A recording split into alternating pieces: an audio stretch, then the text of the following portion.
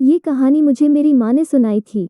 मेरी माँ एक छोटे से शहर से संबंध रखती हैं और ऐसा माना जाता है कि उस गांव में कुछ बुरी शक्तियां भी वास करती हैं।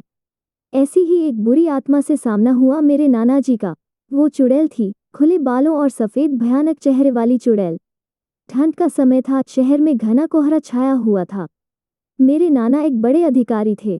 रोज की तरह उस दिन जब मेरे नाना अपना काम खत्म कर दफ्तर से घर की ओर जाने लगे तो रास्ते में पड़ने वाले बाजार से वो कुछ सामान लेने के लिए रुके। उनके बाकी साथी आगे चले गए और वो पीछे छूट गए। सामान लेते लेते उन्हें टाइम का पता ही नहीं चला और जब नाना जी ने अपनी घड़ी देखी तो टाइम देखकर उन्हें लगा कि आज घर पहुंचने में बहुत देर हो जाएगी। उन्होंने सोचा जंगल के रास्ते अगर जाऊं तो जल्दी पहुंच जाऊंगा, इसीलिए उन्होंने जंगल की ओर गाड़ी घुमा ली। काफी अंधेरा हो गया था। नाना जी तेज गति के साथ गाड़ी चला रहे थे लेकिन उनकी गाड़ी के आगे एक औरत आ गई। उन्हें झटके से ब्रेक मारनी पड़ी।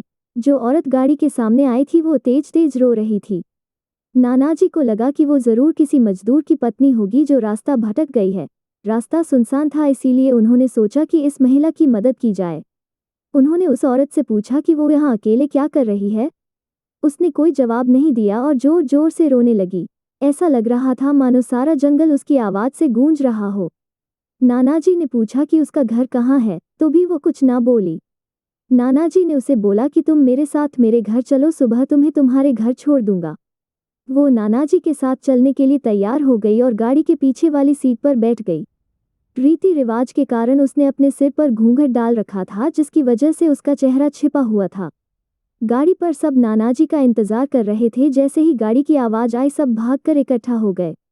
जब उस महिला के बारे में घर में पूछा गया तो नानाजी ने सारी कहानी बताई। नानाजी ने कहा आज खाना यही बना देगी, लेकिन मेरी माँ को उस महिला पर शक हो गया। उन्हें लगा कि यह कोई चोर है जो घर का सामान चुराकर भाग जाएगी।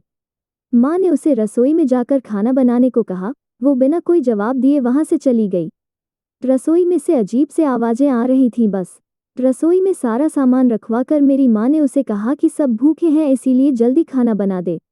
उसे रसोई में भेज तो दिया लेकिन माँ का मन अभी भी शांत नहीं हुआ।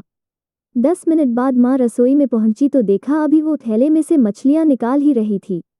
यह देखकर माँ को गुस्सा आ गया। उन्होंने उसे बोला कि अभी तक तुमने खाना बनाना शुरू नहीं किया, कब बनेगा और कब हम खाएंगे। उस महिला का चेहरा अभी भी ढका हुआ था, इसीलिए किसी ने उसका चेहरा नहीं देखा था।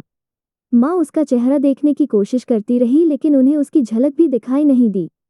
माँ ने कहा कोई ज़रूरत हो तो बुला लेना, लेकिन फिर भी वो कुछ नहीं बोली। उन्हें लगा कि शायद अनजान लोगों से डर रही होगी। माँ रसोई से चली गई लेकिन जब 10 मिनट बाद वो फिर वापस आए तो रसोई का दृश्य देखकर माँ डर गई। उनके पैर जैसे वहीं जम गए।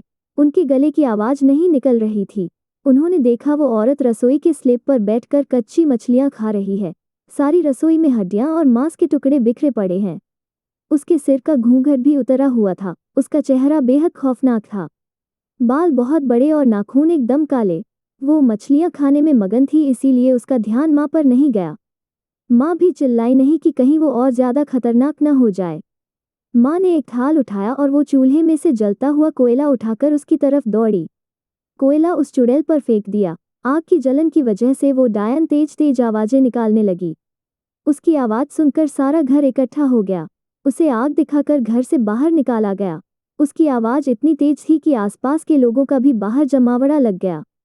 वो डायन लोगों की भीड़ को हटाते हुए जंगल की तरफ दौड़ी। सारे लोग डर के मारे कांप रहे थे और मेरी माँ की हिम्मत की दाद भी दे रहे थे कि अगर उन्होंने सही समय पर कोयले से उस डायन को भगाया नहीं होता तो ना जाने क्या हो जाता।